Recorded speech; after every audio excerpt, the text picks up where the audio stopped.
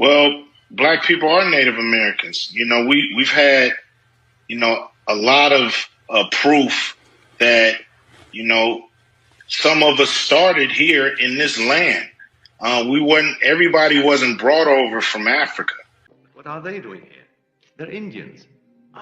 This is one of my many unsuccessful experiments. You see, with Indians, there's absolutely nothing to be done.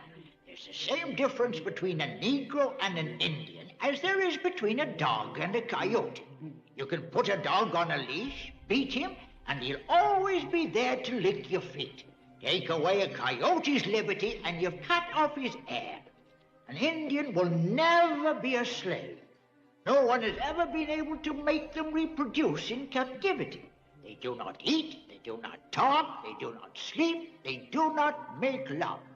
There are several things that are significant about it. Of course, one of them is the way that colonialism tries to develop all kinds of elaborate classification terms for different kinds of people, but that's another subject. The most significant thing here is to reveal the much greater amounts of Native American ancestry that are present within the African American population than most people realize, because they might have been misled by the use of terms like mulatto and also people of color. After the African, LeVar Burton, had been told that his name was to be Toby, and he refused it, and he was beaten to make him say his name was Toby.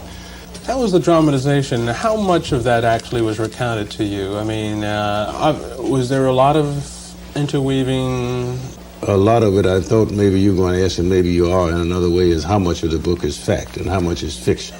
Well, a whole lot of it's fiction. Well, a whole lot of it's fiction. Well, a whole lot of it's fiction.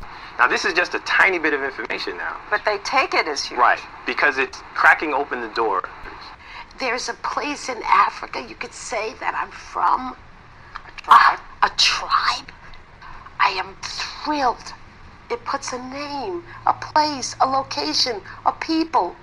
Hank Greeley is concerned that the science isn't really there yet for you to be giving them the name of a tribe. I think for most companies, I would be concerned too. But what about your own company? We have He the didn't largest... exclude you. He included you. But we have the largest set of sequences from Africa. And so with that, we're able to provide some level of probability in terms of frequency.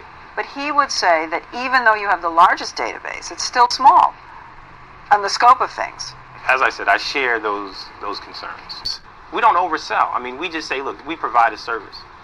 If you're interested in exploring a tiny bit of your DNA and trace its ancestry, we can do that.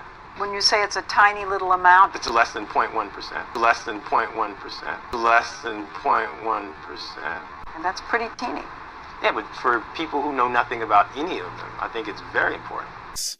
You do not know a goddamn thing about Africa. I am from Detroit, Motown.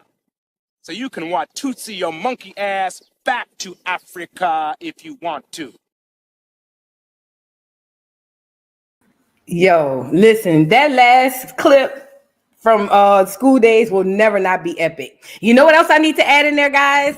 The one from Boys in the Hood, when he was like, I ain't from Africa, I'm from Crenshaw Mafia. I got to add that one on here too. But happy Educational Friday to everybody. I hope y'all are doing well.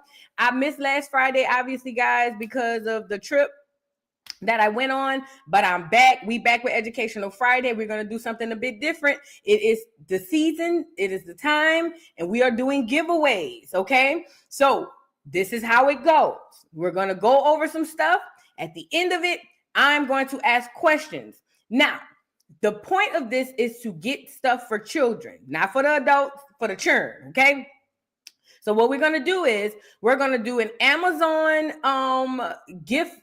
Basically, what you'll do is create a cart in Amazon, a registry or something like that, like a gift registry. Send me the registry. I'll never be able to see your address, but I will be able to just purchase whatever you put in the cart up to $50, okay? So we're back to doing it. If you were here last year, you know we did this last year. We're doing it again. This is what I like to do to give back to them kids. I don't buy electronics. And I don't buy, what is it? I think it's electronics. I don't do that. I think them churn need to be churned. That's what's wrong with them. They all the face in the iPad. That's what's wrong with them. But anyway, other than that, anything else your child may need and may want, I'm here for it. Clothes, it don't matter. Whatever it is, I'm here for it. So shout out to everybody in the building. Today we will be discussing the Devil's Punch Bowl, America's, or let me back it up, Mississippi's Black concentration camp. Now, when we were told about concentration camps, typically all we hear about is the orange juice people. You know what I mean? Like, oh, we were all in concentration camps. This is what I believe. I don't know this to be a fact. This is just what I believe. I believe that a lot of things that happen to us, they take it and put it on other people and magnify it to make it seem like it happened to them. That way we feel sorry for them, okay? And as Black people, Black Americans, Indigenous, we typically are those people who be like, oh my God, this is horrible. And listen, not to take nothing away from the people who went through whatever they went through over by the orange juice people. But what happened to Black Americans on this land supersedes a lot of the stories you were told. Now, I didn't know about the Devil's Punch Bowl until about a month or so ago. I had never heard about this. And I have family in Mississippi. My lineage comes from Mississippi, and we have a graveyard in Mississippi. And what made it interesting is because I know outside of our graveyard, my great aunt was telling me that there was a whole bunch of slaves that were just buried back there. Well, not even buried. They were just thrown back there whenever they were unalive. And she was trying to take me back there, but then my other aunt started hating and was like, y'all come from back there. Y'all ain't even got no shoes on, the boots for the snakes. What if a rattlesnake bites you? They got rattlesnakes. And see, we was ready to just go. Because me and my great aunt, that's my grandma's sister, we ain't care about none of that. Rattlesnakes, none of that. We was going back there. And look at my cousin. Y'all come on from back there. Y'all ain't even got the right boots. I said, well, let me borrow your boots then. Shoot. But anyway, she did tell me that there were a bunch of people that were buried back there that were enslaved. And what happened was they would just throw them back there. Okay, they weren't buried. There's no tombstones. It was just behind our gravesite. There's a whole bunch, and it kind of surrounds the grave, right? So it kind of piqued my interest. So we're going to get into the Devil's Punch Bowl, which is the Black American concentration camp that ended in a 20K plus Black Americans dying. Okay, that's what we're going to get into because I think that's very important for Black history, not Black History Month, not the propaganda, but for us to know a lot about who and what we are. Okay. Now, I need you guys to like the video if you haven't already. And I want to share some photos with you guys of some of the images of what, you know, the pictures and images, whatever, of some of the things. Now, here's the thing. Right now in 2024, the Devil's Punch Bowl still exists. Okay. Here's one of the markers for the landmark. It says Devil's Punch Bowl. Devil's Punch Bowl is a hole in the sandstone terrace. It was formed by the collapse of the roof where two sea caves met, one from the north and the other from the west. Water enters the bowl. At high tide and during storms, its churning and foaming resembles a boiling pot. So that's why they call it the Devil's Punch Bowl. Mind you, it's a whole lot of unalive ancestors down there, right? So here's some of the images coming from that time and what was going on in these concentration camps. Basically, what happened was, we're going to get into the actual details of it all. Basically, what happened was, after emancipation in 1863, remember, it was 1863. Juneteenth is celebrated in 1865. That was for Texas. They were the ones who didn't know that they were free. But in 1863, shortly after the freed slaves or freedmen or the free emancipated Indigenous Black Americans, there was a thing where a lot of people just didn't know what the hell to do, right? And what they did was they took a whole heap of these people and put them in one big concentration camp. That's what they did. So our ancestors, 20K plus, hear me out. Think about it. I want you to put it in your mind. 20K plus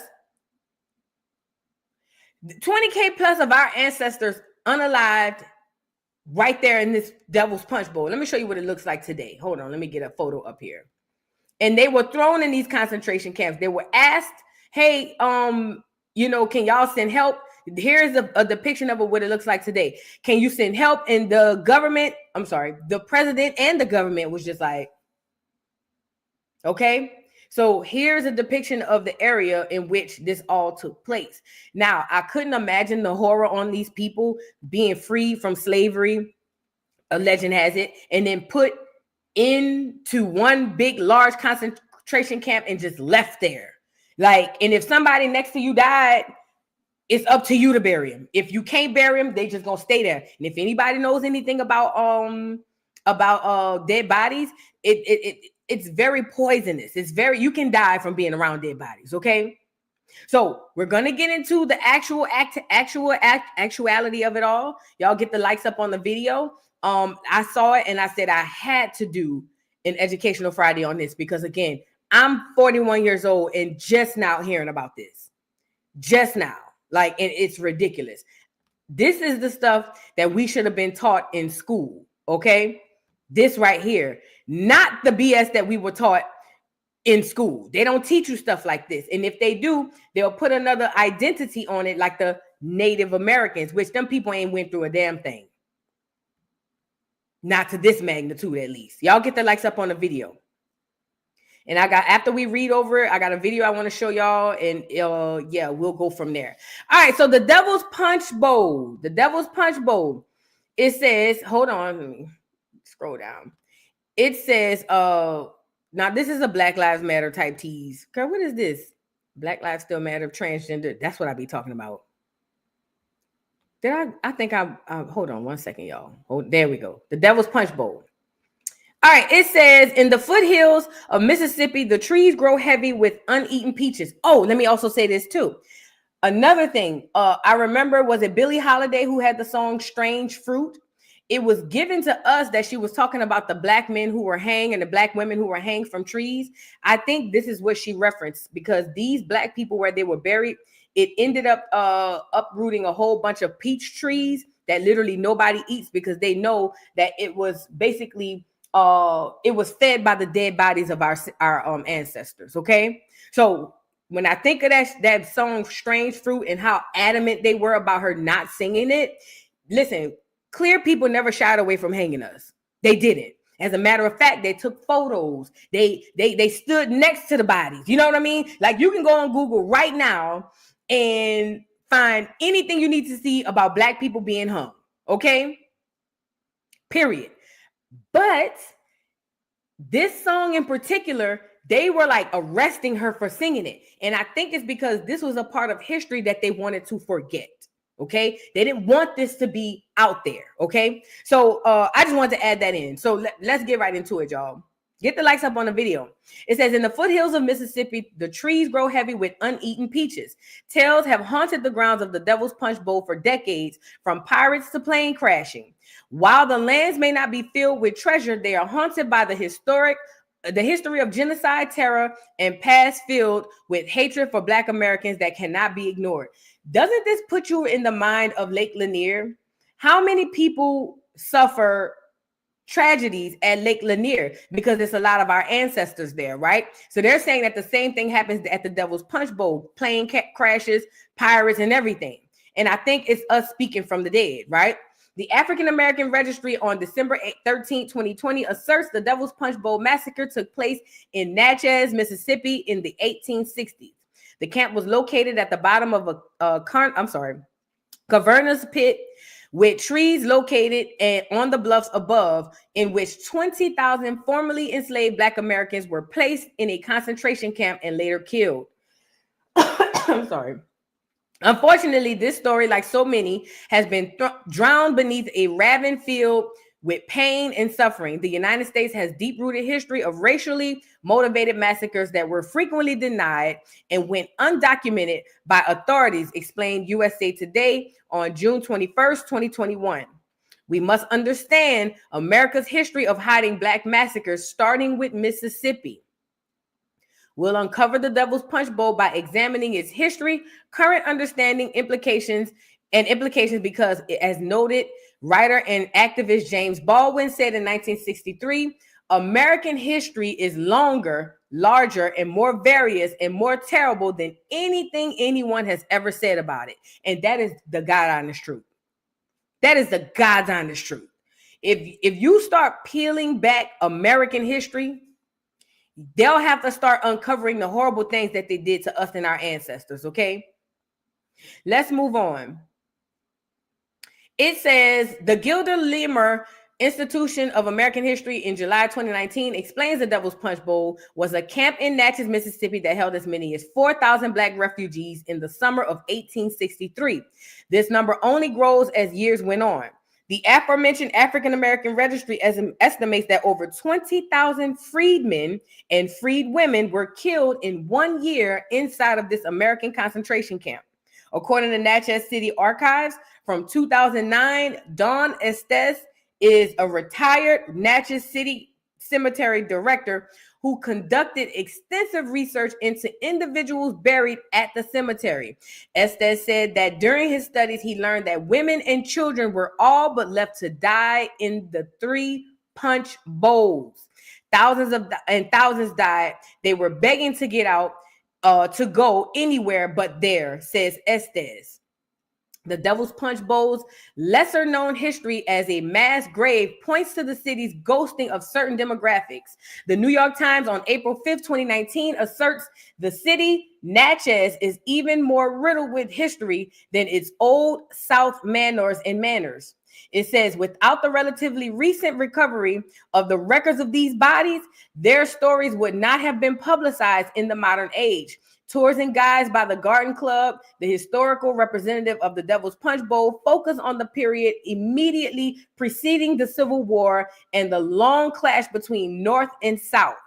Natchez, however, was established in 1716, meaning there were over 100 years of unaccounted history not represented by most of the pilgrim tours, erasing the Black lives that lived and died in that area. Let me say this as well, guys. As it pertains to this history and the pilgrims not documenting this history, you have to understand this. History is a lie. And basically what they're trying to say is, oh, it was established in 1716 and we don't know what was happening. Let me tell you, the same thing that was happening, the same people who were there are there in 2024. Those people never died off. Those people are still there. But they put it in documented history as if, oh, yeah, we don't know what was happening. We don't know where the people or who they was. Yes, you do. They right there in Mississippi to this day. Let me tell you something. This is how you know this to be a fact. Most people don't move to Mississippi.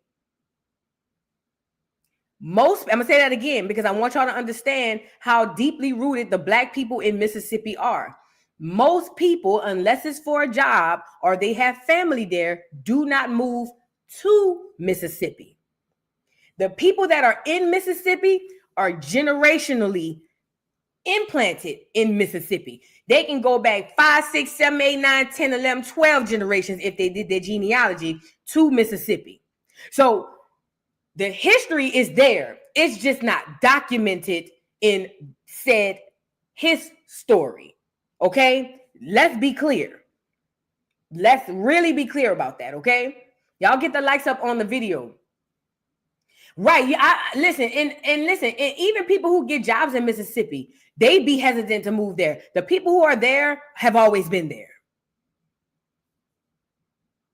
Trust and believe. April, thank you for the super sticker. I appreciate it. Miss Parker, thank you for the super chat. She says, I love Educational Friday. We are blessed to have Black history every week, not just in February. I have never heard of the Devil's Punch Bowl. Thanks, sis. Hit the like button. Yes, y'all hit the like button. Hit the like button.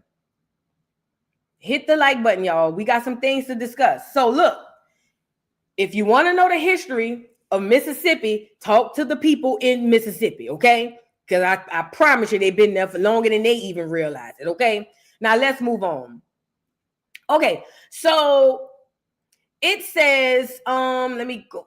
Was I here? Okay. The Mississippi Department of Archives and History in July 2013 documents Lizzie Brown, who in her diary speaks of flimsy structures built with her father's lumber, which she could see from her plantation home. This under the hill area of Natchez was where the camp was located, and Lizzie saw the horrors of a hastily constructed shack city.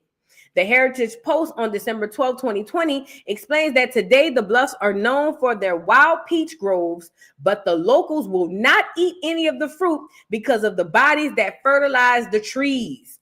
One researcher noted that skeletal remains still wash up when the area becomes flooded by the Mississippi River at the Devil's Punch Bowl. And this is as of 2020.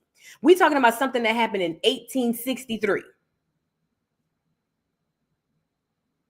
Think about that. 2020, at the time of this article, skeletal remains still wash up in that area. You see what I'm saying? That's crazy to me. That's really crazy to me. And it should tell you a lot about how our ancestors refused to be hidden. Like, you know what I mean? I was talking about this, was it today or yesterday? The clear man that found the skeletal remains in his driveway trying to make a driveway. Our people are coming. Listen, the clues and everything you need is there. It's there. You just got to look for it. You just got to keep your mind open. Now, I want to go to this article really quick before we get into the video. Now, this one is debunking a lot of the stigma and a lot of the lies around the Devil's Punch Bowl, right? That's what this one is about. Get the likes up on the video. So, according to the National Reporter, this was a more recent article in 2023. Here are old photos or old depictions of the Devil's Punch Bowl. I wish I could move this. Let me see. What did I just do? Did I just mess something up? Hold on. Yeah, let me just go back. All right. Let me scroll down. Okay, so here are older depictions of the Devil's Punch Bowl. And this is going to be debunking certain tales told about it, right? And according to this article, it says there's a harrowing story about African Americans fleeing to the newly liberated city of Natchez, Mississippi in 1863. These formerly enslaved people, the narrative goes, expected that the Union soldiers occupying Natchez would welcome and protect them. Listen, the biggest lie we were ever told is that the Civil War happened about freeing the slaves.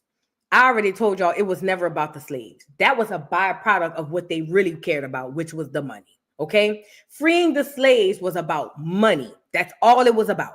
The Civil War, as far as the North versus the South, it was about money. Okay? So, when we are taught in high school or elementary school or middle school, oh, we had a Civil War and Abraham Lincoln freed the slaves. No, the Union soldiers, those were the soldiers from the North. The Union soldiers, I didn't think about this, Derek Cobb. Remember on Life, Natchez Under the Hill? Wow, but again, they be putting it in our face. We just don't even know, because that flew over my head until you just said it. That's crazy. Wow, that's crazy.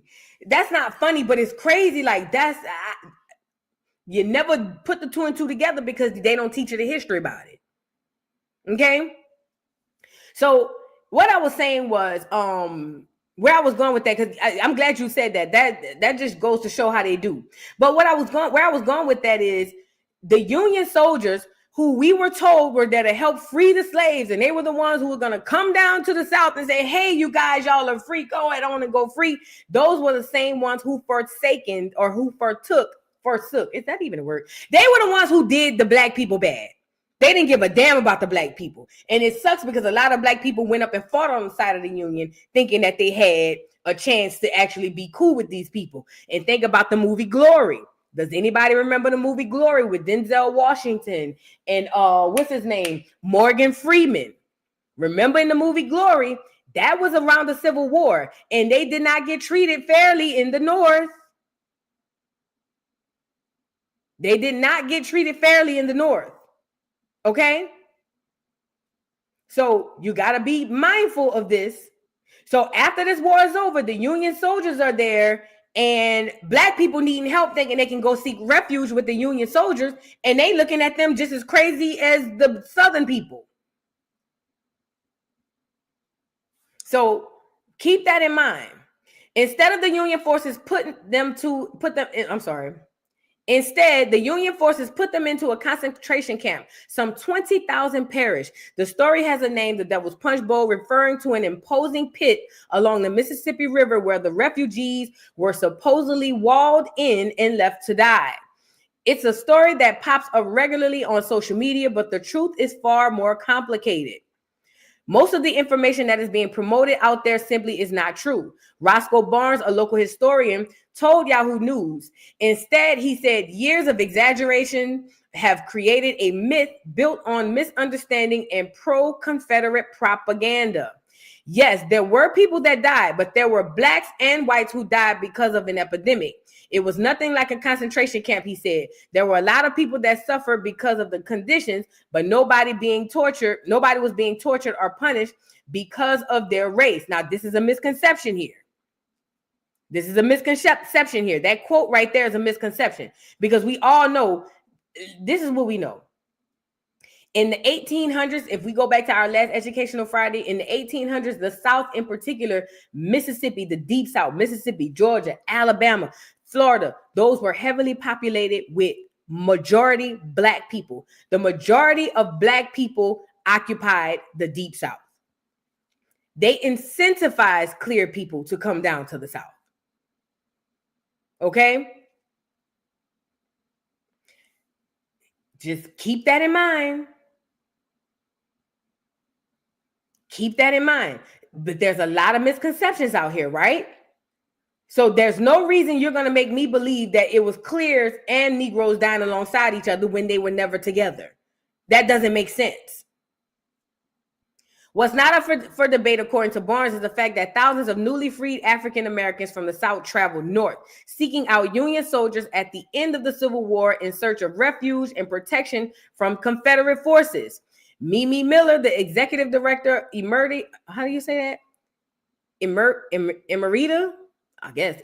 at the historic Natchez Foundation, told Yahoo News that thousands of these African Americans chose to go to Natchez because it was the largest city in Mississippi at the time and an important river port.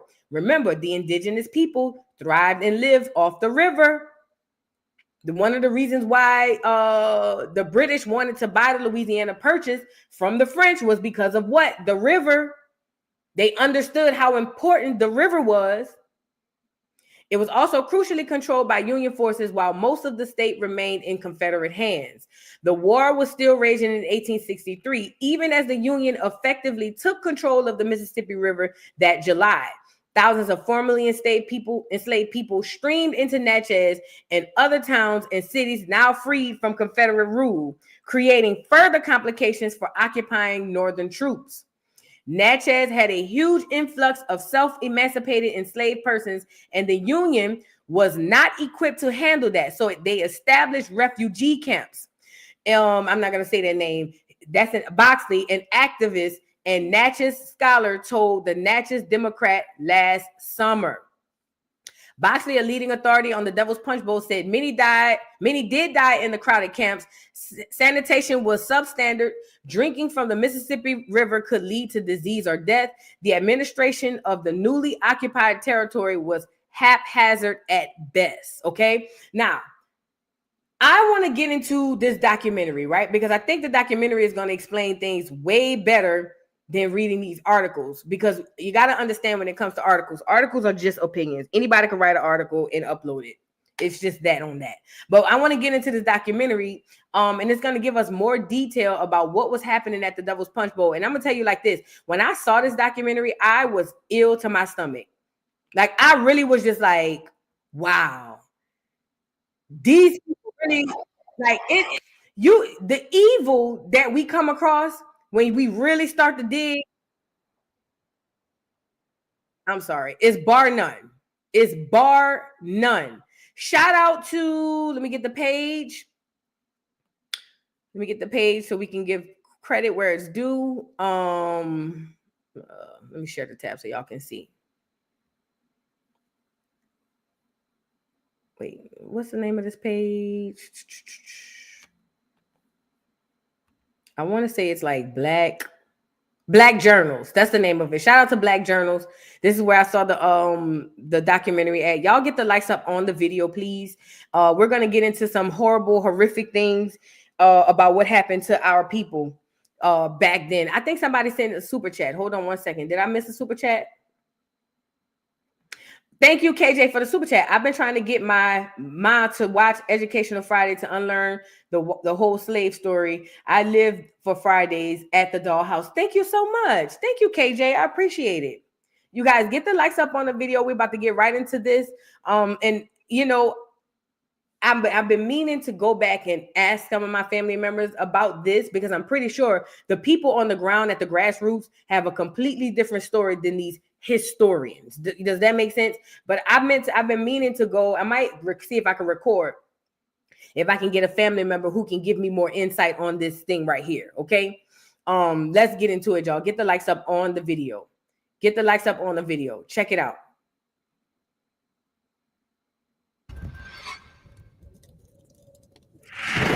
Say the words concentration camps, and most will readily surmise the topic has to do with World War II and the Nazis. But this is really different. The hard labor, gruesome deaths, and barbarism here is about the death camp in Mississippi, United States. It shouldn't be surprising that America, with all its black hatred going on for centuries, has a death camp. But what is actually surprising is we never really heard about it or read about it. It is not even talked about in a whisper, in contrast to how loudly the German death camps are being talked about. The Devil's Punch Bowl in Natchez, Mississippi, USA, was where about 20,000 freed black slaves were thrown in to starve, to suffer, and to perish. 1863 wasn't a year of singular, horrific events, but a year that encapsulated the systemic evil black Americans faced. It was already horrible enough in the North. Discrimination ran rampant. Segregated schools, limited job opportunities, and constant social exclusion were the hallmarks of black life. The violence was both physical and psychological. Whippings, beatings, and even lynchings were commonplace methods of control and had continued on the rise, regardless the Emancipation Proclamation, which was decreed during the Civil War. The Civil War was now over. Black Americans felt betrayed yet again to have trusted that the Emancipation Proclamation decreed by Abraham Lincoln was meant to change everything. It was a sham all along. You know, I don't mean to pause the brother, but let me say this. I still don't understand how we have any faith in the system. In 1863, we had faith, and look where it got us. You know what I mean? Like, and that's a big part, Callie Nola. And when you look at these photos, you don't see not one clear person. That is a misconception and a lie. That's what they do. That's what they do. But my thing is just like, I just don't see how people can. This is the same system, the same people. This is their children, and they this is the people they appointed. Like, how do we? I don't know. And then you get browbeat by other people to say, well, you should vote. You should. Man, look at this. Look what happened when we put our trust in the Union, the North. They were kept selling wolf tickets, not wolf tickets. They were selling us dreams. Oh, yeah, we gonna free y'all. Come on up. Right after the thing, y'all gonna be good. And that's the same people put them in these concentration camps for them to die. 20,000 to be exact. That, I don't know. They had become freed slaves for nothing.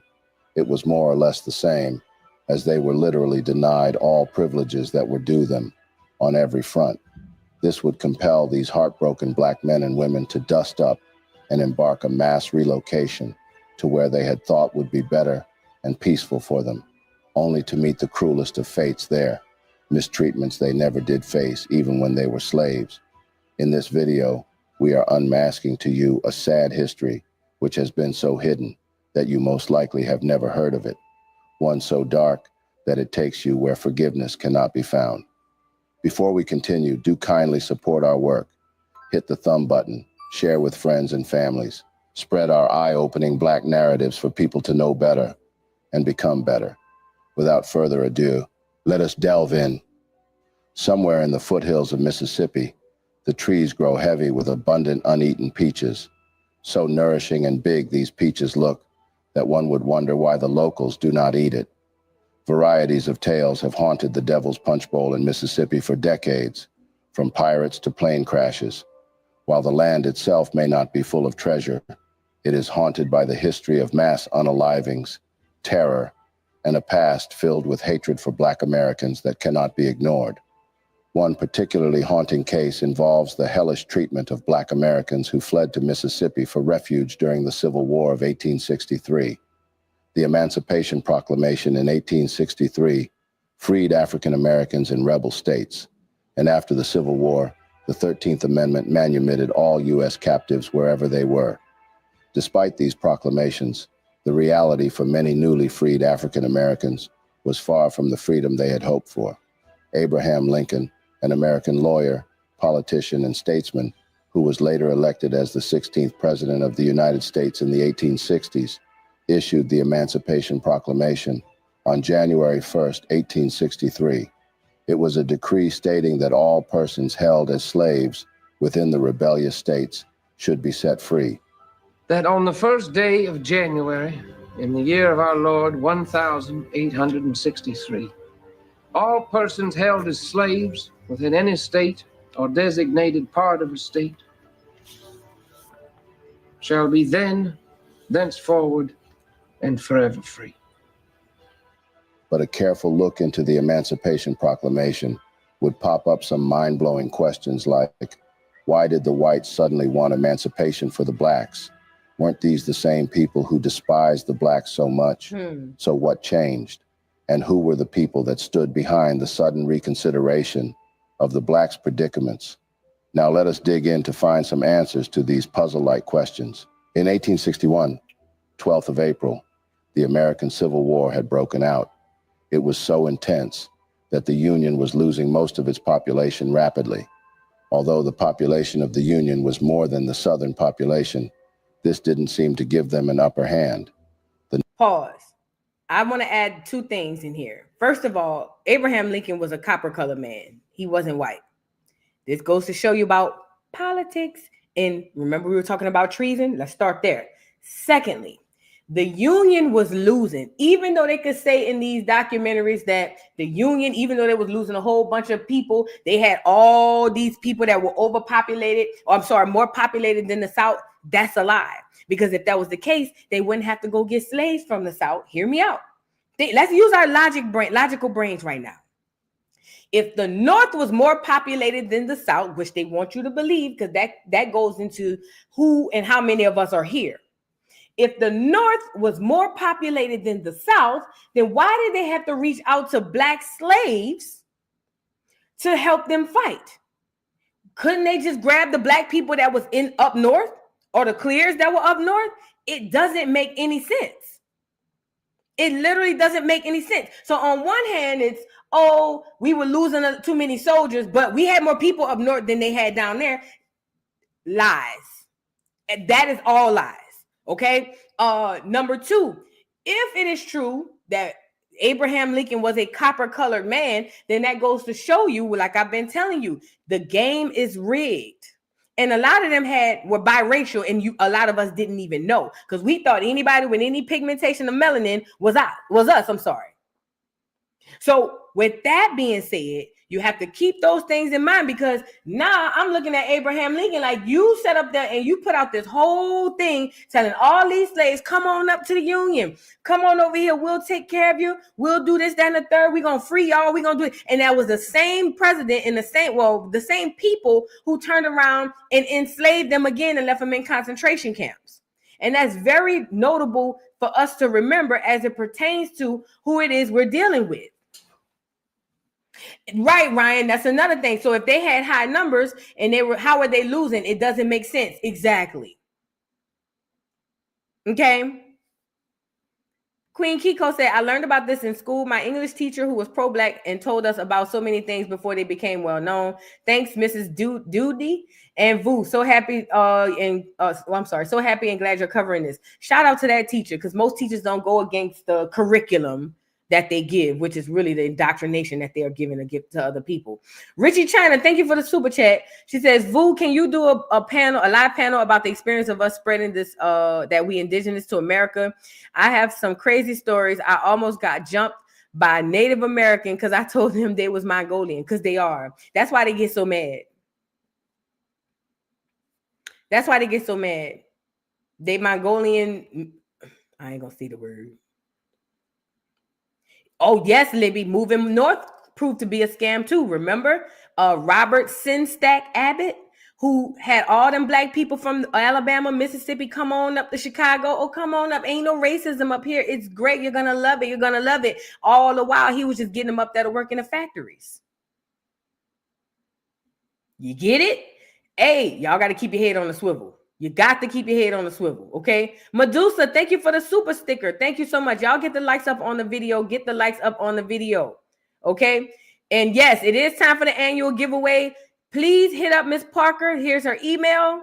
She's going to be putting, as a matter of fact, let me see if I could pin this to the top of the chat. When I do the thing at the end, you guys are going to have to reach out to Miss Parker, and she can walk you through. Sorry. She'll be able to walk you through the process of, I'm going to pin message. She'll be able to walk you through the process of getting your cards together for the Christmas, right? All right, for the giveaway. All right, let's get back into it, y'all. Sorry about that. The northern states, also referred to as the Union States, had constituted 22 states, while the southern states, also called the Confederacy States, were made up of just 11 states. In 1860, the entire population of the United States was 31.4 million, 3.8 million men, approximately 12% of the total population, were enrolled in the military service. 620,000 had died. This is how you know that's cap. Remember, the wild Indians that didn't get counted, they were not able to know who, the numbers they counted are the people that they had and were able to count.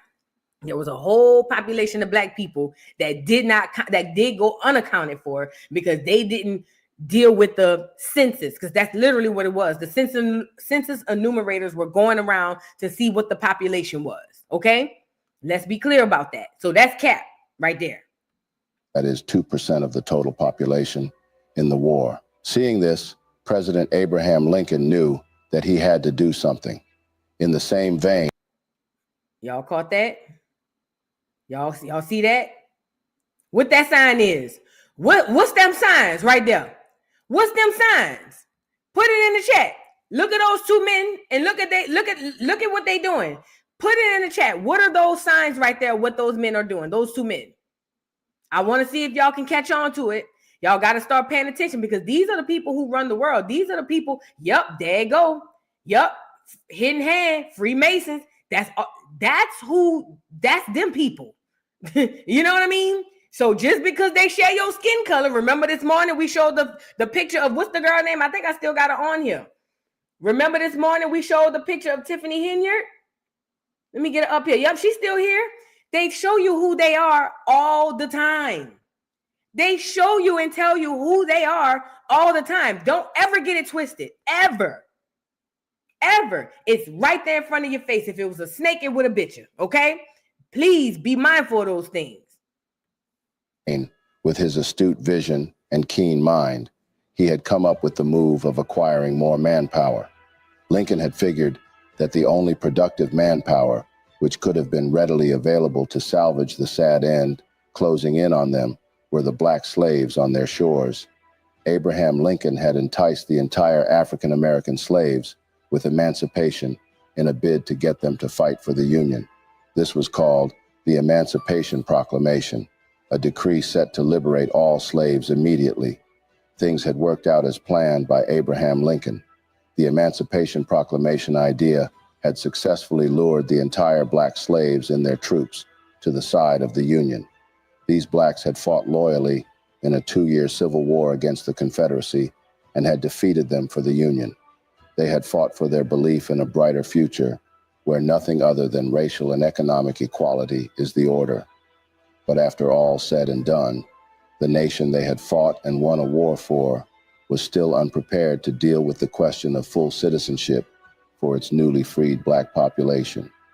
The Reconstruction implemented by Congress, which lasted from 1866 to 1877, was aimed at reorganizing the Southern states after the Civil War, providing the means for readmitting them into the Union and defining how whites and blacks could live together in a non-slave society. The South, however, saw the Reconstruction idea as a humiliating, even vengeful, imposition and did not welcome it. The newly freed slaves were faced with an increasingly dire situation now. Many had neither education nor money, being denied both during their enslavement. They were often forced into sharecropping, renting land from their former owners and giving a portion of their crops as rent. This arrangement kept them in a cycle of grave poverty and dependence. These challenges had become overwhelming and unendurable. Starvation. I just want to add, a lot of those people, when you look at those photos, those people were sharecropping on their own land. A lot of those people, the reason why all these, and this is what I believe. I don't know this to be a fact. This is what I believe. I believe that the 20,000 black freedmen, not only were, I don't believe all of them were slaves. I believe some of them or maybe a portion of them were people who were ran off of their lands. Because remember, around this time, they stealing land, they taking land, and they're going to incentivize the clear people that come in through Ellis Island to go down there and take the land and go down there and basically govern the blacks. So when you hear sharecropping, don't necessarily mean they were just paying rent. Why? Because think about it. Why would they sharecrop the owner's land and then pay a portion for their rent? They was trying to get their land back because it was taken through taxes. Okay, not all, but a portion of them, a large portion of them. And segregation, beatings, whippings, killings continued on the rise. The Fugitive Slave Act of 1850 loomed large, forcing free blacks to live in constant fear of being recaptured and returned to a life of servitude. In this heat, about 110,000 freed slaves and escapees would be compelled to undertake a massive exodus from the northern part of the country. Many traveled through Natchez, Mississippi, seeking shelter and a new start. By 1860, the population of Natchez was about 6,612, including 4,272 whites, 2,132 freed slaves, and 208 free blacks. That's cap. They trying to say they had more white people down there than black. That's cap. That is a lie. That is a lie. That is a cap lie. You got to be able to catch the tease. You're not going to tell me the whites outnumbered the blacks in Mississippi 2-1. No. They saying 4,272 clears and only 2,100 free. 1870, the Stop it. Population had grown to 9,057, with 3,728 whites and 5,329 blacks. This drastic increase in the black population raised tensions in the city.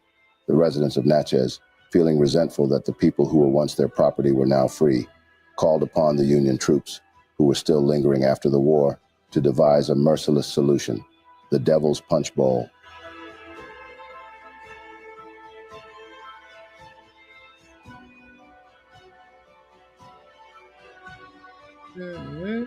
The Devil's Punch Bowl is a naturally enclosed area in Natchez City, Mississippi. It got its name from the unique appearance it carries, resembling a bowl-like hollow. This camp, located at the bottom of a cavernous pit with trees on the bluffs above, was seen by the Union troops as the perfect place to harbor their captives. According to Don Estes, historian and former director of the Natchez City Cemetery, the Union decided to build an encampment for the freed blacks at the Devil's Punch Bowl and walled it off so that there'd be no escape for any of them.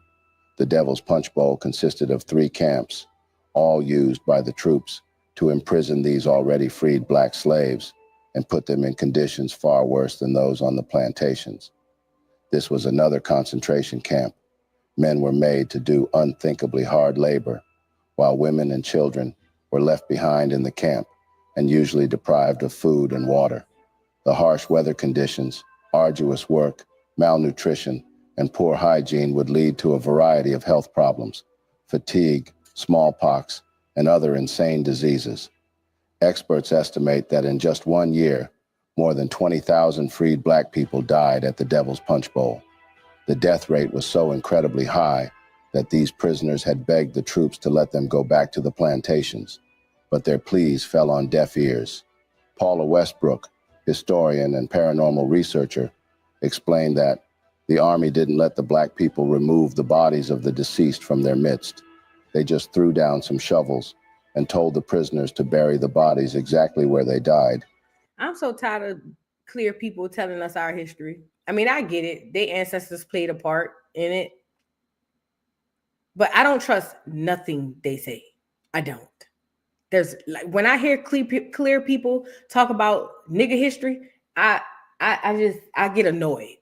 Estes was a clear man. She's a clear woman. I just get annoyed because I feel like you deliberately trying to mislead me. But these prisoners had already become too tired and enfeebled with incessant suffering, thus were unable at this point to dig reasonably into the ground to properly cover their dead ones. The increasingly decomposed bodies caused more diseases, and more deaths struck the camp. Regrettably, this story, like so many others, has been drowned beneath a ravine filled with pain and suffering. The United States has proved to have a deep-rooted history of racially motivated mass killings that were frequently denied and went undocumented by authorities. As James Baldwin stated in 1963, American history is longer, larger, more varied, and more terrible than anything anyone has ever said about it. James E. Yateman, a bank founder and philanthropist of the Western Sanitary Commission, visited the Devil's Punch Bowl in November 1863 and wrote an appeal to President Lincoln regarding the condition of the formerly enslaved Black Americans. Yateman had written thus: 75 died in a single day. Some returned to their masters on account of their suffering. Despite the tedious and backbreaking jobs that were assigned to them, they were usually killed on a daily basis. At least a record of 20,000 deaths of men and women were recorded in a year.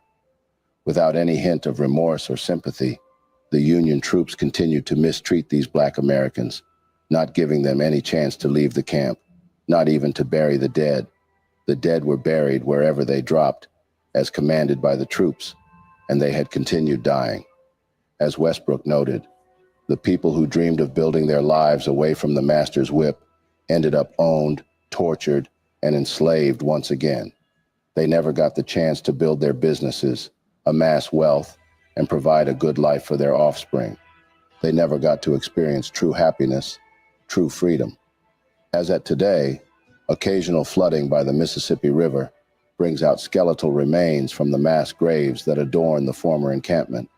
This proves that there was indeed a plethora of death there at some point in time.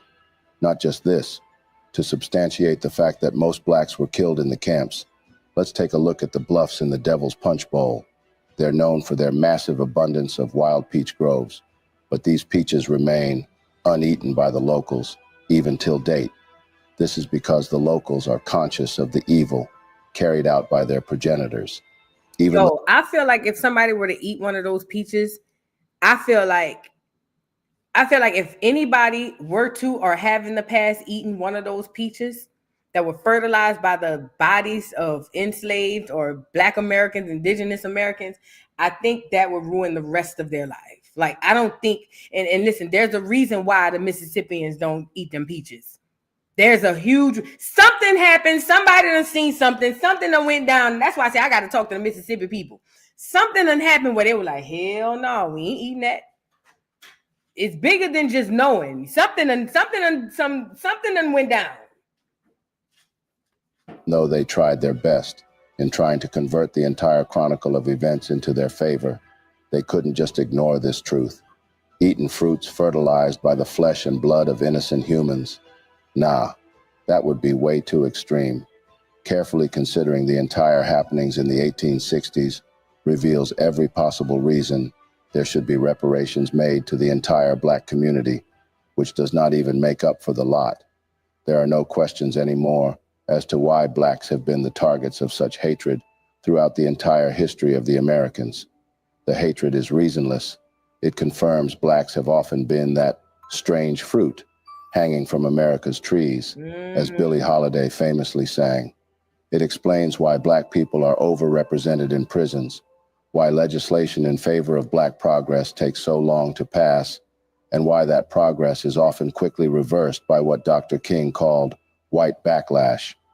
A painful yet important truth is that blacks were never intended to be citizens of America. Nope. They were never intended to own land, become political leaders, or contribute in meaningful ways to help the country. The Americans never planned on considering blacks as humans or citizens. Nope. They believed these people existed to serve and enrich white enslavers, to be the property of those who could afford them, and to be used as collateral when necessary to secure other enslaved blacks. This was why the Confederate States fought so hard to maintain the institution of slavery. The reality of the Devil's Punch Bowl and many other similar camps is a stark reminder of the horrors that freed black people faced even after the abolition of slavery. Abigail Cooper, an assistant professor of history, researched the experiences of African Americans in refugee camps during the Civil War. Over 200 refugee camps were established at that time, with more than 800,000 African Americans passing through them. These camps became places of monumental transformation for black people. It was a time when the black community started to see America not as an enslaver, but as their home. The camps, however, were far from what they envisioned. The conditions were grim, disease was rampant, and people lived in constant fear of raids from white Southerners. Many white people also sought shelter in these camps, but they were treated differently from blacks. They received more rations and better treatment over the blacks. Despite these unrelenting hardships and struggles, these camps would serve as a safe haven, where these blacks could still endeavor to experience what it feels like to be free, what it feels like to not be the property of a fellow human, what it feels like to start up what could be called a home. Families reunited, and people from various cultures and traditions came together. Some camps had access to education.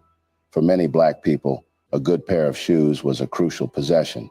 During slavery, slave owners would lock their shoes at night to prevent escape. Having shoes was essential for the journey to the camps, as it was easy to spot an escapee without them. Refugees found creative ways to protect themselves. Some even crafted makeshift footwears from plantain leaves. Don't that remind you? Look at these shoes. Y'all ever had somebody went to jail and they make them belts?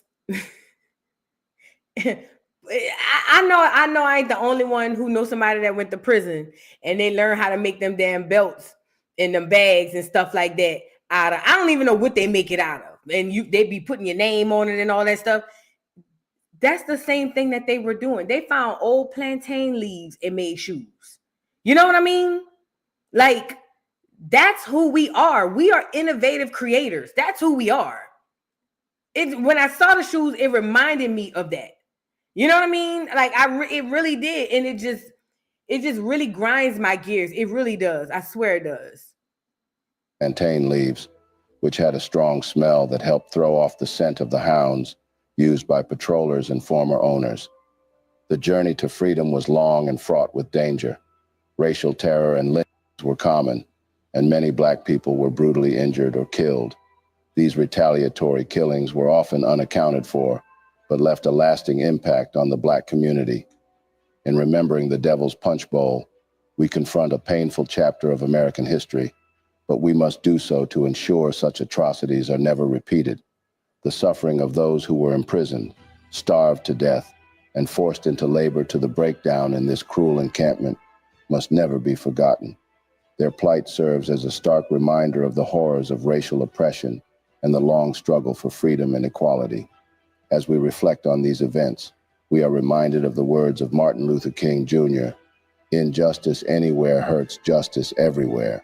We are all connected, and what affects one person directly affects everyone indirectly." This should be a call to acknowledge the past, strive for justice, and work towards a future where every individual shall be treated with dignity and respect. That brings us to the end of yet another enlightening video.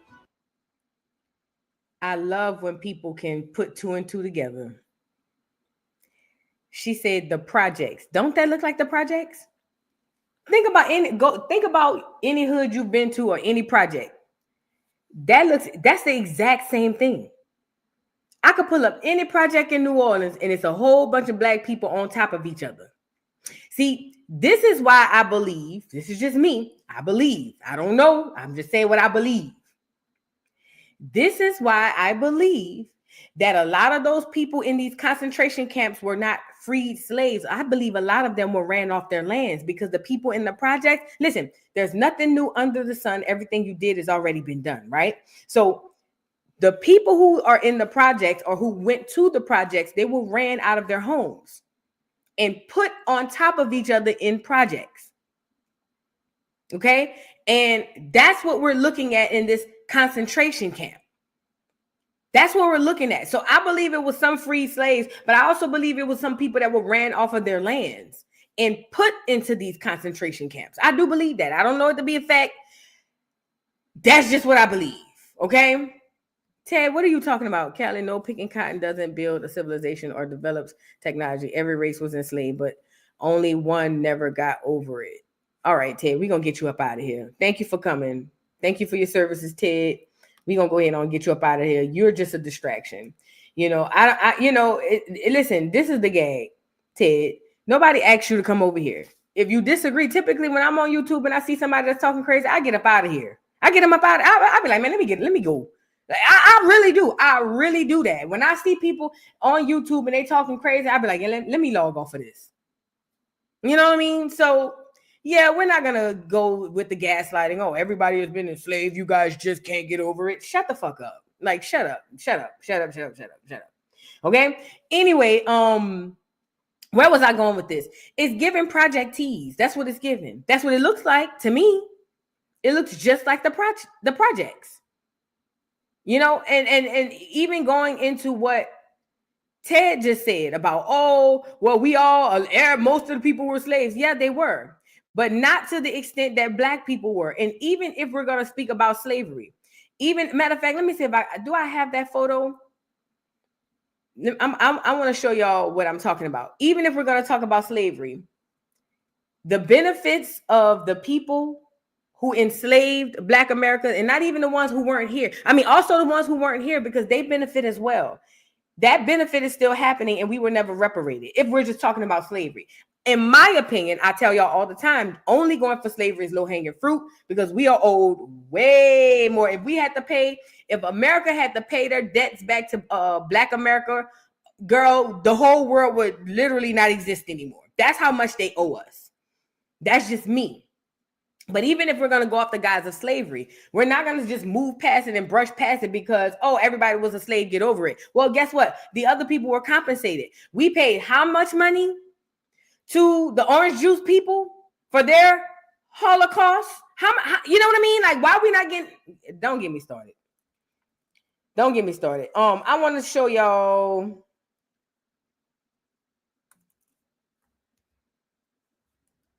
I'm trying to see if I can find it. I want to show y'all how it's the same.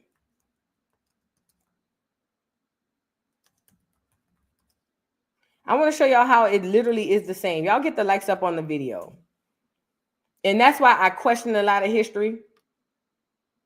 Because why would it be different then in, you know what I mean? Oh, here we go. This is a good picture right here. Now peep this. What project this is? This looks like St. Thomas Magnolia. I knew it. This in New Orleans. I knew it. So look, in New Orleans, and this is what it looked like when they tore it down. This is what it looked like when they tore it down. This is America's experiment with public houses started in New Orleans with the St. Thomas and Magnolia in 1937. There's a reason we call it the projects, right? This is what it looks like, abandoned modern day times before they tore it down and put condos up there, right? Look at what the people look like in the projects. Mind you, it's people on top of people. And it's like the same in Chicago. You know, they got the tall buildings, people on top of people. In New York, they got the tall buildings, everybody bunched up in one little area. And the people out there are just having a gang, having a ball, right? So when I look at the Devil's Punch Bowl, I'm sitting here saying that looks eerily familiar. It really does. It looks eerily familiar because even with the Devil's Punch Bowl, let me get it back up here. You look at these people over here, it's the same thing. A whole bunch of people living on top of each other. That's literally all it is. Listen, they've never changed the formula. They've used the same formula over and over. They've never changed the sauce. They know that they don't have to because we won't catch on until now. Okay? Until now. We're able to use context clues and put things together. But again, if the projects in today's time where people moved off of their houses and out of their houses, then it would behoove me to believe that some of those people in those concentration camps were moved off of their lands and placed into, you get it? That's just what I believe. I don't know it to be a fact. It's just what I believe. You guys, get the likes up on the video. Honestly, to be completely honest, let me see. Hold on one second. Let me see. I think that's all I got for today, y'all. This one's gonna be a long one because I started too late. But I think this is all I got for today. But what we're about to get into, you guys, is the giveaway. Now, I'm gonna give you 2 questions. And under the 2 questions, this is how it works. I need everybody, I'm gonna give you a second. I need everybody to refresh and come to the beginning or the very end of the live because I want everybody to have an opportunity to answer the questions. Because how it works is, I'm going to ask a question, and the first person I see get it right, that's going to be the one who get it, okay? So I need you guys to do me a favor. Refresh. I want to give y'all a second to refresh and get your videos to the very end. You can go back and rewind later and whatever. But get to the end of the video because when I ask these questions, I need you guys to be able to answer them because the first answer I see is going to be the first person who wins the prize. And it's $50 each person. And I'm doing anything for kids. Kids. Only other exception I'll make is food. But kids. Up to $50, you'll make an Amazon cart. The message, the message pinned to the chat, that's Miss Parker's email. You will contact her and she will walk you through everything you need to do to make sure that you guys are straight, right? This is the first Educational Friday of December. We did it last year. We back to do it again. And we're going to do this every week all the way up until January. I even do it the Friday after Christmas, girl. All the way up to January, we're going to do this, okay? So I'm giving away because I feel like I should, right? Anyways. Shout out Carrie Bay. Shout out to BCU, man. Listen, this is what we're going to do. So I want you guys to put a 1 in the chat when you've gotten to refresh the video and where we're at the end. I need everybody. I need to see how many people are where they need to be. Go all the way to the end of the video. Even if you're behind, I'm trying to give everybody a chance. Put a 1 in the chat if you're at the furthest you can go in the video. That's what I'm trying to see. Okay, I see ones. They coming in hot. All right. Now, if I were you, this is how I would recommend you do it. Girl, just throw out an answer and hope something stick. Don't try to think too hard because most people who've been paying real good attention, they're going to already know the answer. And they're going to be already typing, girl. Just throw something out and see if it stick, girl. Okay? Please. But yay. So the ones are coming in. So that means everybody's good to go. I'm going to give y'all a few more seconds. And then we're going to get right into the 2 questions. Get the likes up on the video. I just want to make sure everybody's good. Get the likes up on the video, okay? Y'all ready? All right. Let's get it. How do I ask this? Okay.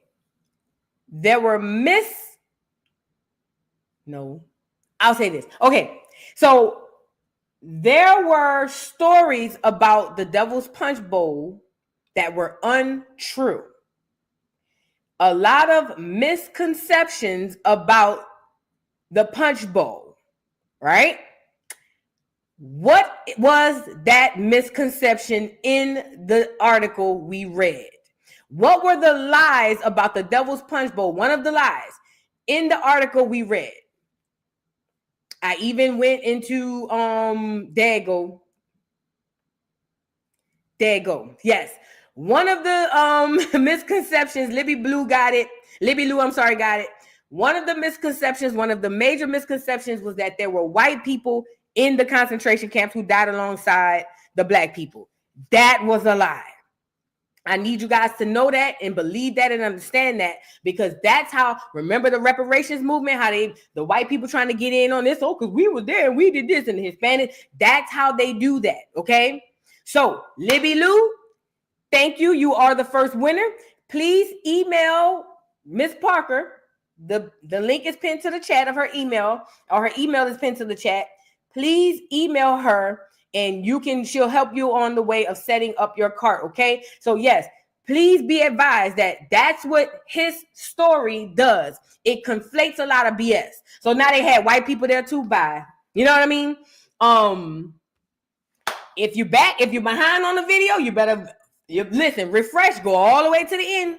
This is the last question. Go all the way to the end. This is the last question. I'm gonna give y'all this opportunity to get to move the needle forward to the end of the video, so that we all have an opportunity to win. And again, if you don't win today, I promise you'll win again. I promise you. I'm doing this every week. Don't even worry about it. Don't even trip. You good. Okay? And remember, this is for the babies. I just want to get back to them babies, man. But yes, please hit the like button and get ready for the next question, okay? Give y'all a second. I'm going to give y'all a second. Put the likes up on the video. I'm in between two questions. Should I give y'all an easy one or a hard one?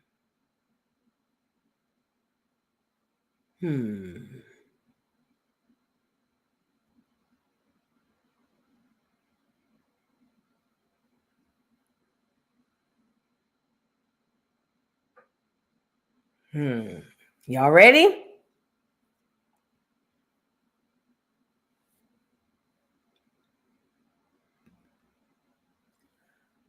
I'll give you an easy one. Let me posit it and then give you the question. So the dead bodies of Black Indigenous American people fertilized trees. What fruit hang from those trees?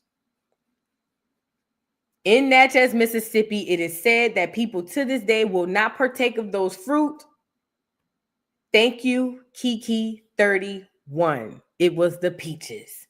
There we have it, our second winner. You guys, please, if you didn't get it this time, I promise you, I swear, you will catch one. I promise you. I will make sure. And if you win, listen, this is another thing. If you've already won, when we come back, please allow somebody else a chance to win. We want to make sure that we're able to get everybody, or at least as many people as we can, okay? So yes, peaches were the strange fruit, or the forbidden fruit to eat. And they were and still are the big, fruitful, plump fruit that even to this day, nobody will touch them. There's a reason for that. So, okay. Shout out to everybody in the building. This was fun, right? And it wasn't too long. What y'all think? It wasn't too long. I mean, and if I'd have went live on time, I ain't gonna lie, I probably would have been able to do a longer live, but it's getting late, girl, and I got to get up and go to work in the morning. Medusa, thank you for the super sticker. I appreciate you guys so much, okay? Now, this is what we're going to do. I'm going to leave you guys with this. I'm going to give you the link to the video in case anybody wants to go and watch this video yourself without interruptions, because I was stopping and talking and things of that nature. I'm going to give the link to this video in the chat. Hold on. Outside the box said, make the question harder. You're right. I will. Here's the link to the video in which we just watched. You guys, if you want to go watch it on your own, it's a pretty good documentary. Go check it out, okay? Now, Kiki31, Libby Lou, thank you guys for everything. Congratulations on your win. Everybody in the chat, thank you so much for being here and sharing me, anytime on your Friday night. You could have been anywhere else, but you're here. Now, with that being said, y'all know how we roll around here. If you're new to the channel, subscribe. If you're returning Dollar Dawn, welcome back, okay? And please keep your head on the swivel. Let me say this before we get out of here. This world, or this United States, was founded by Freemasons. If you don't know, now you know. When we saw the hidden hand in those coat jackets in 1860s, that day was late. Those people were the people who founded this